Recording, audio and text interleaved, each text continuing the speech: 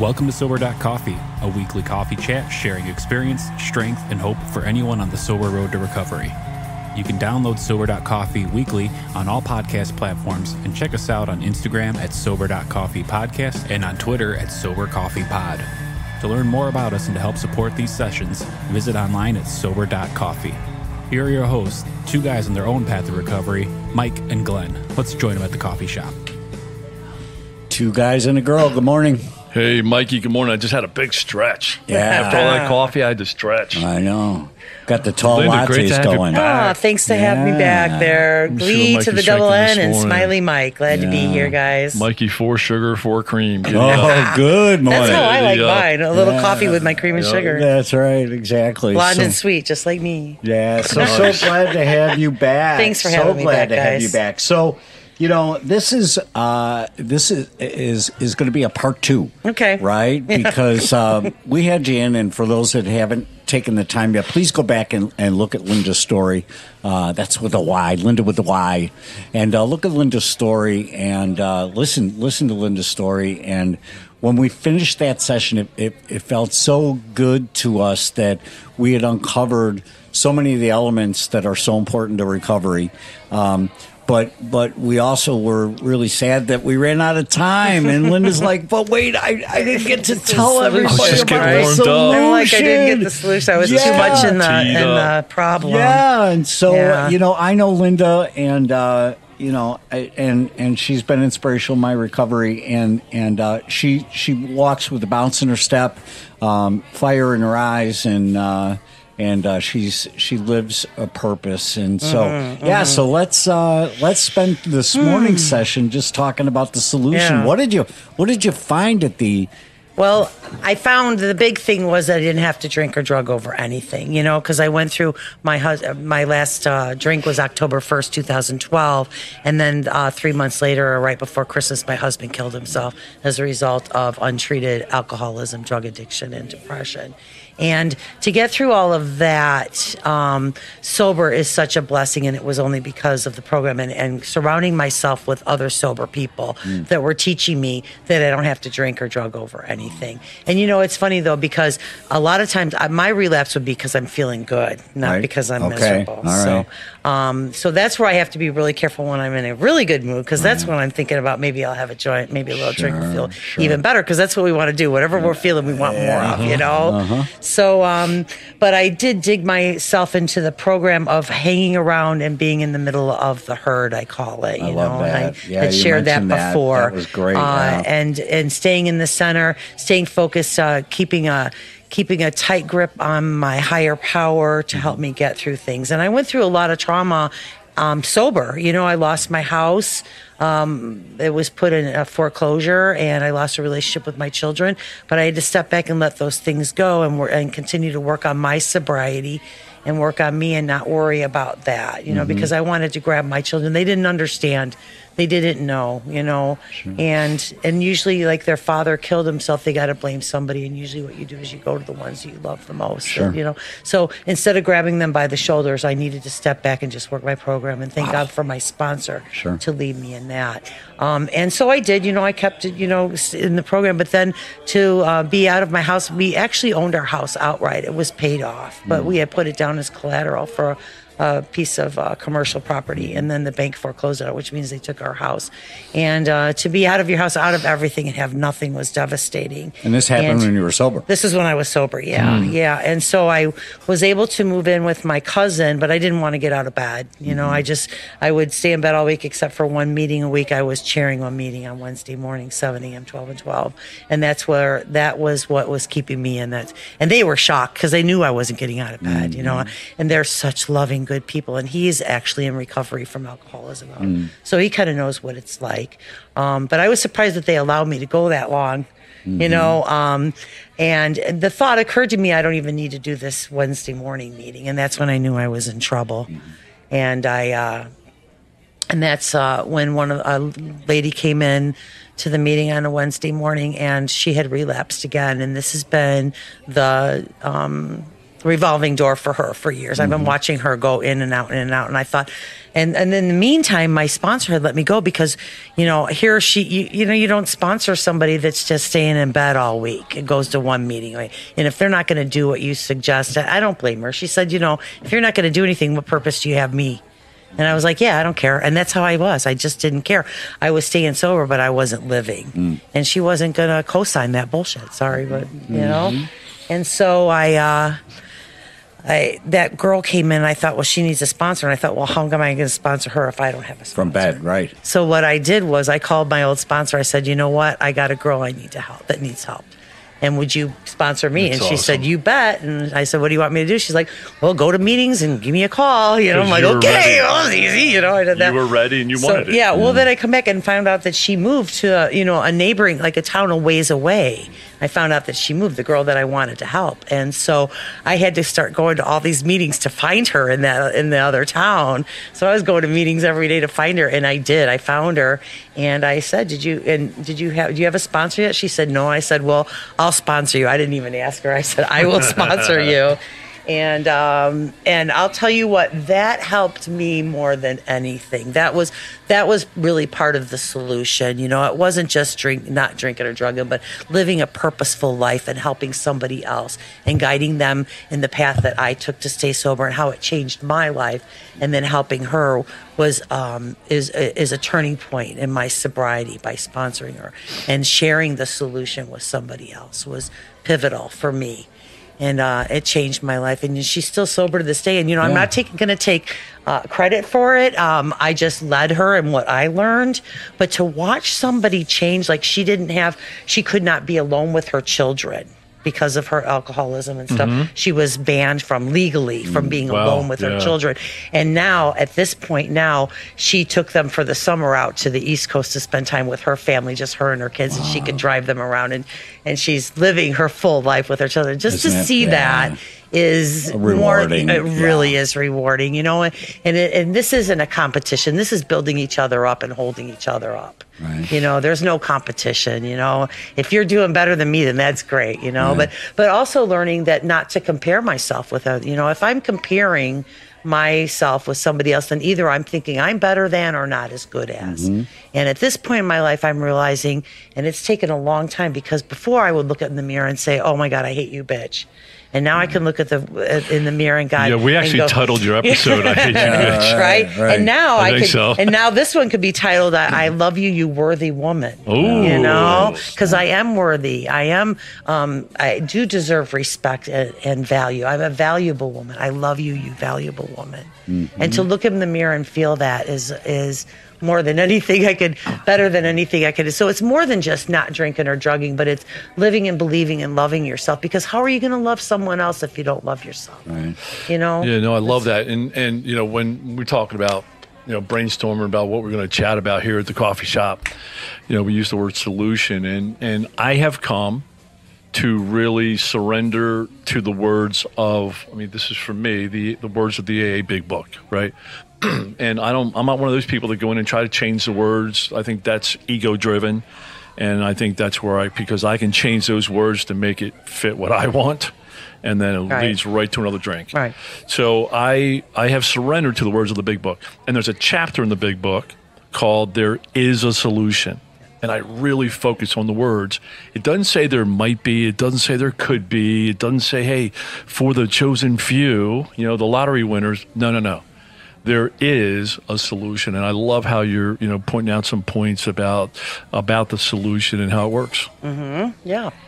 Super valuable. There is a solution, but it also says that rarely have we seen a person fail who has thoroughly followed our path. So, there is a specific steps that you need to take in a specific order as well to find that solution. You can't go skipping around and trying to create your own program because it doesn't work that way. Right. Just a funny sidebar. I have a guy working with, I said to him, hey, don't be rarely.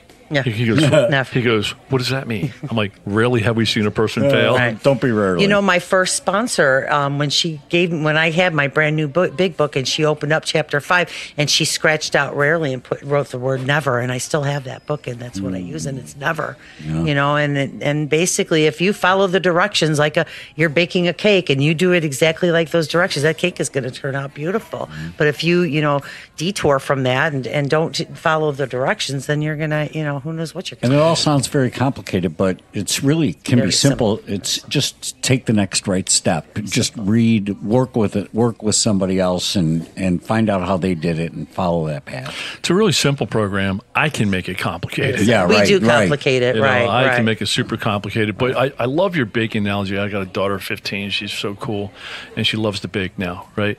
And in the promise it says sometimes quickly, sometimes slowly, and people want to do their 8th and 9th step, after they got 3 weeks sobriety, and I'm like, nah, you got to, and I'm like, she's an awesome baker. But when the recipe says bake it for 35 minutes, she pulls it out in 18 and wonder why it sucks, Right. And I'm like, man, you got to follow the recipe. Yeah, it's good stuff. It's Yeah. good stuff. So service, obviously, is a big part of your solution. I heard you mentioned going to meetings, right? And it's just that fellowship. It's that accountability. What I find so ironic is that, from your vantage, you were in bed 6 days plus 90% of the 7th day. Yeah. And then you got out. I got out From to my eat and have a vantage- cigarette. And then you'd go to this meeting. Well, And that then- was the exact same meeting that I went It to really that was. I needed so bad. It was, though, right, Mike? I was there, yeah. So you got two sides of that coin. Right. You Here didn't I even am, know that. I'm stumbling around trying to figure the sobriety thing out, and here's somebody teaching me the right way. I'm so glad you got out of bed. I just wanted to say that out loud. Well, there was a gentleman in that meeting, and you both know who he is, and wash on, wash off, wipe off, wipe Right. off, that noticed that there was something going on with Right, me, and he right. approached me and said, I think you need some help. He was the only person that said it. And also, the ones that I were staying with, they finally put the pedal down, and they said, you need to do this. Just honest accountability. Honest accountability. And they said, and thank God for that. And it did get me out of my stuff, right. But I still, to this day, have a tendency that sometimes I don't want to get out of bed, and I have to force myself sometimes. And I'm so grateful when I did. I had a retreat this weekend, 50 AA women, Oh, wow. And on Friday, to leave, and I was like, I don't want to. Right. I'm going through some health issues right now. I'm having some issues with my job. I want to change jobs. I want to change everything right now. Right. And then I was just like, just throw some clothes in the bag and just get there. Just And go I'm there. so glad I went. It was such a right. blessing. So glad that I went. So sometimes it's making ourselves do things that we don't want to do, getting out of that comfort zone, because it's so easy to stay in that comfort zone. But I'm finding that the more I step out of that, the stronger I get, the more I learn. I grow, and my self-awareness comes more out of stepping out of that comfort zone. I'm not growing. I'm not learning about myself. I don't have an awareness when I'm stuck in that. So when I'm so comfortable, what do I need to learn? I'm comfortable. What do I need, Right. Yeah, so I love the word solution. I mean, it sounds kind of definitive, but it can also be a process, and that's more of it, what it is for me. It's a process. It's a daily process. But for me, and there's, I mean, I worked the 12 steps of AA. That's my solution, but it's not the only solution. No. But, as I look through my efforts to find a solution, I have read just about every book on alcoholism and self-help books and how not to drink and blah, blah. I have gone to a minimum of 10 doctors, big-time doctors that, working through Glenn's issues. I've gone through, therapists, and I still go to a therapist, or I call him a coach. So there's certainly value there. I have taken so many meds. I went to rehab in 2010. I walked in with 12 different big-time meds. They didn't work. They were not a solution. I spent 45 days at a day hospital program at Rush, for high-functioning people. I drank all the way through that. 10 PhDs, a panel of them sitting there, drank right through that. I went through so many, rehab programs. I think I went 4 full-blown ones, mini ones, lived in sober living. I did all my research, neuroplasticity and all the neurotransmitters and all that stuff. I really, all that. And I tried other recovery programs, right? And I'm not bashing any of that, but all I can say definitively is that for me, the only solution I have found is when I surrendered to the steps of AA, and I surrendered, and I said to 7 years ago, I said it, and I still mean it today, I will do anything you tell me to do. I just can't take another drink. Mm-hmm. That was the beginning of my solution, and without a doubt, I've tried everything else, almost, and the only solution I have found, so I am not drinking here at 7 o'clock on a Saturday morning, which I normally was, is surrendering to the steps of AA for me. Well, and part of that, when we're talking about how it works and with the solution, and it says that, I'm sorry, I lost my train of thought. There are those who suffer from grave emotional and mental disorders, and when you were mentioning about, being on prescription stuff, I think it's still important to address those, and it's okay to be on meds if you need to be, and not to be afraid of that. Right. And also, the solution, there's the easier, softer way, it says, and how it works as well, and as far as I'm concerned, I think that AA and the 12 steps are an easier, softer way. There are other ways to get sober, and many people have gotten sober through smart recovery, through the joyful recovery. Rational There's a lot of different, recovery, there's a lot of different ones, and a lot of people get sober there.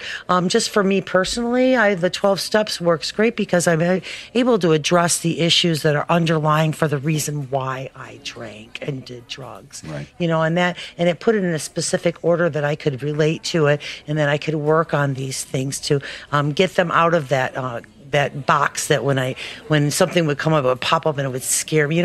I'll share this with you. When I was in the midst of my drinking and drugging, I was going to a psychiatrist, therapist, and the therapist, and I started talking about my past traumas and stuff, and she said, what we need to do is pull up all those traumas that you have in this box and all these things in the box, and we need to get them out in the open, and we need to put them on a shelf so that if something comes out, it doesn't just jump at you and scare you. You're already aware of it, and it's on the shelf. And I didn't understand that until I came into AA and started working the steps and did that 4th and 5th step. When I pulled up all of those traumas, all those things that happened in my life, addressed them, talked about them, they're out in the open. Now they're up on the shelf. I can see them. They're there. So if it comes up, it comes out. It doesn't scare me because it's there. And also, you can't tell me what I did wrong and try to hurt me with my past stuff because I've already talked about it. I've admitted it. It's out there now. It's not going to bother me anymore. And I love that part of something that. I want to, you mentioned grave emotional mental disorders. I'm just telling my experience. Yeah. I had doctors use every word with me: bipolar, hypomania, manic, major depressive. Mm-hmm. I even had a doctor use the S word. Schizophrenic. Yes. That's a P, but that's okay. What's that? Is schizophrenic with a P? No, it's S. Okay.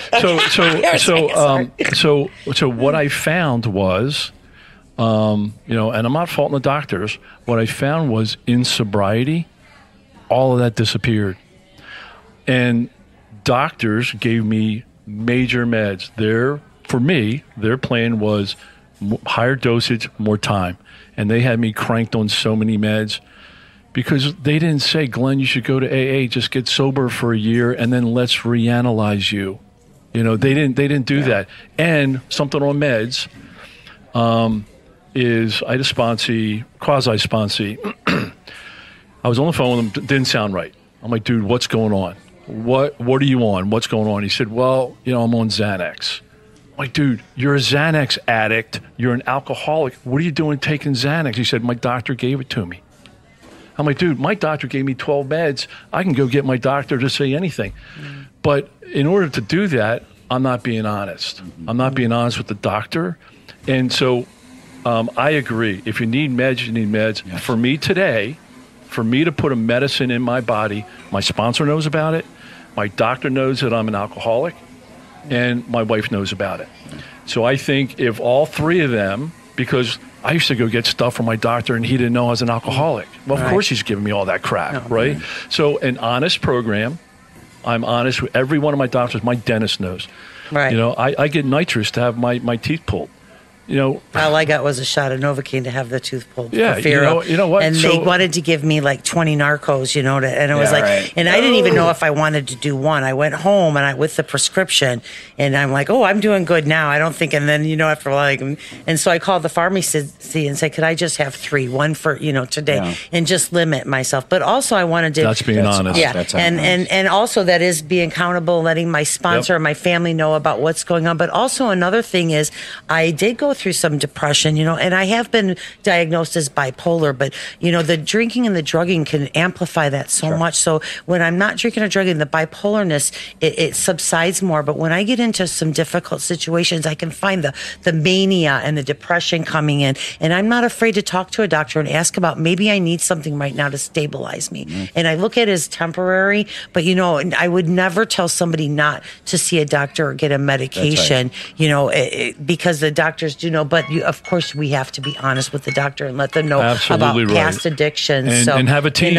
And then not be afraid. And here was the thing, okay, with the painkiller with my tooth, I'm like, okay, I'm going to take one. And my brain was going, ooh, this is going to feel good, not having, And the thing is that when you take it for what it needs, what you need it for, it won't give you that good buzz. It's just going to take care of the pain in my mouth. That's exactly and I was right. like, oh, and I was like, oh, that alcoholic, that addict brain in there was working. But I was grateful for that I didn't get that buzz or that sense of numbness that I was thinking I do the of, same thing. I get 4 pills from my dentist and my wife. Again, I think you got to be honest. I think everybody needs to know my treatment team, which includes my sponsor, includes my wife, includes the doctors. Every one of my doctors knows. Every one of my doctors, I go in for a visit. The first question they ask, the first question that they ask is, "How's your sobriety?" That's right. And then we build a treatment plan around that. That's right. And anyone knew, the first thing I let them know is I'm a recovering drug addict alcoholic, and I'm very adamant about what prescriptions I'm taking. That's right. But it doesn't mean that I should go through dental surgery without anesthesia. Right, exactly. It doesn't mean that. But being accountable and letting other people know where you're at with it, especially the doctor, is huge, and it helps a lot. I was grateful that I did take that because the pain can be pretty intense. Oh, absolutely. There is a solution. There is a solution. I take a pill every day. Now it's called a meeting. Right. Amen. Yeah. Awesome. Hey, this has been great stuff, huh? It is good. The solution. There is a solution. And I heard a lot today. I heard a lot about big book. A lot about servicehood and accountability and honesty and willingness and stepping out and give it a try. There are other Passion solutions and purpose. apparently, but this one's working for me. Honesty, open-mindedness, and willingness. Yeah. Love it, guys. Thank you so Thanks, much. you guys. Lynda, thanks God for bless. jumping in. Have a Mikey, wonderful love you, brother. day. Thanks, Lynda. See you Enjoy. guys. Right. Thank Have a good you. one. Bye, guys. Bye-bye. Thanks for joining us for today's coffee chat. To contact the show, email us at podcast@Sober.Coffee. If you need immediate help, the AA hotline is 800-839-1686. The National Suicide Prevention Hotline is 800-273-8255. Remember, Mike and Glenn are sharing their own journey on the path to recovery. Any suggestions, medical or otherwise, are their own experiences and should not be viewed as professional advice. See you next week, and remember, there is a solution.